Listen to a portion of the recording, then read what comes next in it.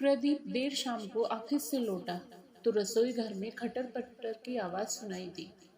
उसने झांका तो देखा उसकी माँ बर्तन मांज रही थी। माँ की उम्र हो चली है, वो घुटनों के दर्द से परेशान रहती है। जनवरी का महीना, मौसम बहुत ठंडा था।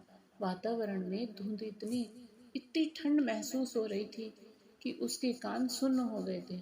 वह चुपके से आगे बढ़ गया। अपने बैग को उसने कमरे में रखा और हाथ मुंह धोने बाथरूम में चला गया। उसने गीजर ऑन किया और फिर बेडरूम का जायजा लिया। उसकी पत्नी इंदु रजाई में बैठी टीवी देख रही थी।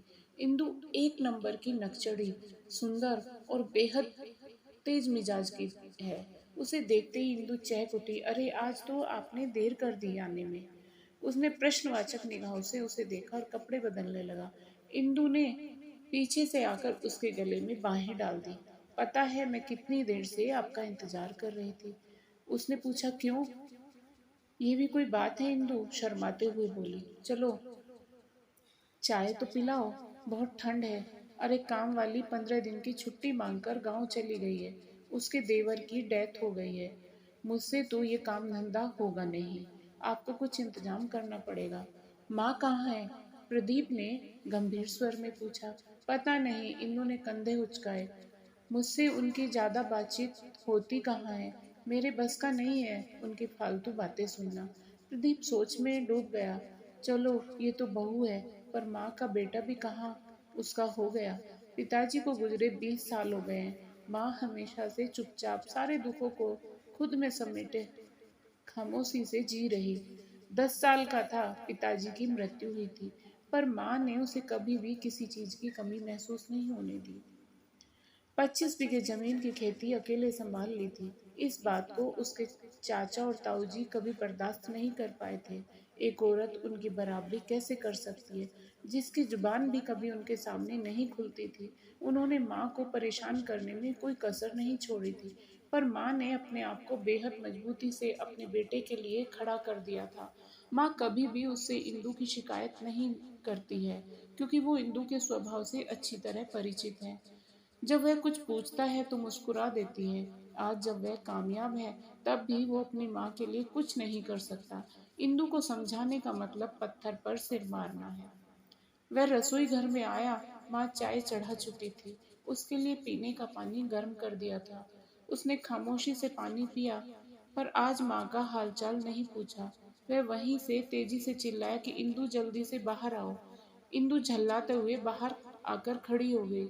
ये बुढ़िया मुझे पूरे मोहल्ले में बदनाम करना चाहती है, प्रदीप ने चिल्लाकर कहा। इंदु आश्चर्य से उसे देखने लगी। क्या हुआ? माँ के पैरों तले जमीन खिसक गई। उसके हाथ कांपने लगे। अभी बाहर पड़ोस वाली काकी मिली थी। कह रही थी कि प्रदीप, तुमने तो अपनी माँ को नौकरानी बनाकर रख दिया है। अभी आज ही काम वाली गई और देखो, पूरे मोहल्ले में चर्चा हो गई कि प्रदीप की माँ नौकरानी है। इसलिए ही तो मैं तुम्हें कहती हूँ कि चलो अलग रहेंगे, पर तुम मेरी सुनते ही कहाँ हो। माँ की आंखों से आंसू गिरने लगे। उसने कोई सफाई नहीं दी, चुपचाप भारी कदमों से अपने कमरे में चली गई। प्रदीप ने इंदु को कहा, जाकर जल्दी से खाना बनाओ। इस बुढ़िया से कोई काम मत करवाना। इंदु ने मन मार कर जैसे तैसे सब्जी रोटी बनाई। अपना और प्रदीप का खाना कमरे में ले आई। माँ को दिया तुमने खाना? बनाकर रख दिया है, अपने आप ले लेंगे। तुम इतनी चिंता मत करो, अलग रहने पर विचार करो। इंदु, तुम्हारा दिमाग खराब है क्या? इतनी जमीन जायदाद घर सब कुछ है, सब कुछ माँ के नाम पर है।